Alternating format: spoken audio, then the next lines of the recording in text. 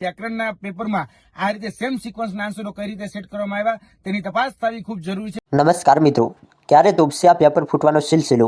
હવે તમારા મનમાં સવાલ હશે કે શા માટે હું આવું કહી રહ્યો છું, તો તેનો તમને જવાબ હમણાં થોડા સમયમાં મળી જશે। કારણ કે ફરીથી વધુ એક પેપર ફૂટવાની એક સમાચાર મળ્યા છે, તો તેના વિશે ખાસ આ વિડીયોમાં આપણે વાત કરવાના છીએ। તો આ વિડીયોને અંત સુધી જોડાયેલા રહેજો। તો કે હમણાં થોડા સમય પહેલાં સ્ટાફ નર્સનું પેપર હતું, તે લીક થયું હોય તેના સમાચાર આવી રહ્યા છે, કે ફૂટ્યું હોય તેવા સમાચાર આવી રહ્યા છે। આના વિશે યુવરાજસિંહે શું કહ્યું તેના વિશે હું તમને આગળ એક વિડીયો બતાવીશ। તો યુવરાજસિંહ એવું કહેવા માંગે છે કે જે આ પેપર લેવાયું તેની આન્સર શીટ બહાર આવી ત્યારે તેમાં એવું જોવા મળ્યું કે પેપરના જે આન્સર હતા તે ગોઠવેલા હોય તેવું લાગતું હતું। કારણ કે પહેલા પ્રશ્નનો જવાબ એ, તો બીજા પ્રશ્નનો બી, ત્રીજાનો સી, ચોથાનો ડી અને ફરીથી એ, બી, સી, ડી, એટલે કે એ લાઇનમાં પ્રશ્નોના જવાબ ગોઠવેલા હતા। તો આનાથી તો એવું સાબિત થઈ શકે છે કે પેપર ફૂટ્યું હોય। હવે તમારા મનમાં હશે કે કેમ આવું કહી શકાય?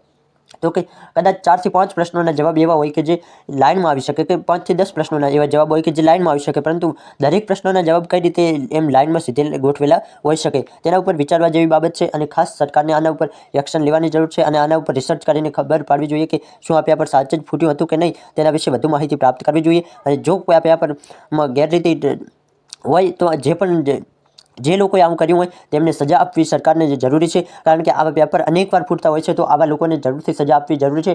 સરકારે હમણાં ઘણા નવા કાનૂન લાવ્યા છે, તો એમને અંતર્ગત જે પણ લોકો આવું કરી રહ્યા છે, જે લોકો આવું પેપર ફોડી રહ્યા છે, તેમને સજા આપવી ખૂબ જ જરૂર છે। તો હું તમને આગળ હવે યુવરાજસિંહનો વિડીયો બતાવું છું, જે તમે ધ્યાનપૂર્વક જોઈ શકો છો। આજથી 2 દિવસ પહેલા સ્ટાફ નર્સ 1903 પદ માટે આ ભરતીનું આયોજન થયું હતું। તેમાં જે પરીક્ષાનું પ્રશ્નપત્ર હતું એની જે આન્સર કી હતી એ ગતરોજ રજૂ કરવામાં આવી છે। અને આ આન્સર કીમાં જે BCD જે અલગ અલગ સિરીઝના જે પેપર હોય એમાં જે આન્સરો જે સેટ કરવામાં આવ્યા છે એ સેમ સિક્વન્સના આન્સરો સેટ કરવામાં આવ્યા છે। એટલે કે પહેલાનો આન્સર એ હોય, બીજાનો બી હોય, ત્રીજાનો સી હોય, ચોથાનો ડી હોય, પછી પાંચમામાં ફરીથી એ, બી, સી, ડી એ રીતે કરી અને સિક્વન્સમાં આ આન્સરો સેટ થયા છે। એટલે આ જે સેમ પેટર્ન જે છે એને કારણે ક્યાંક ને ક્યાંક શંકાઓ ઉપજાવી રહી છે કે 100 પ્રશ્નોમાં આ રીતે સેમ સિક્વન્સના આન્સરો કઈ રીતે હોઈ શકે। અને ખાસ કરીને ગુજરાતી વ્યાકરણનું પેપર હતું, તો આ વ્યાકરણના પેપરમાં આ રીતે સેમ સિક્વન્સના આન્સરો કઈ રીતે સેટ કરવામાં આવ્યા તેની તપાસ થવી ખૂબ જરૂરી છે। એટલે ગુજરાતના આરોગ્ય મંત્રી ઋષિકેશભાઈ પટેલ અને તેની સાથે જોડાયેલા સંલગ્ન જે ભરતી બોર્ડ છે, ખાસ કરીને અમને જ્યાં સુધી ખ્યાલ છે ત્યાં સુધી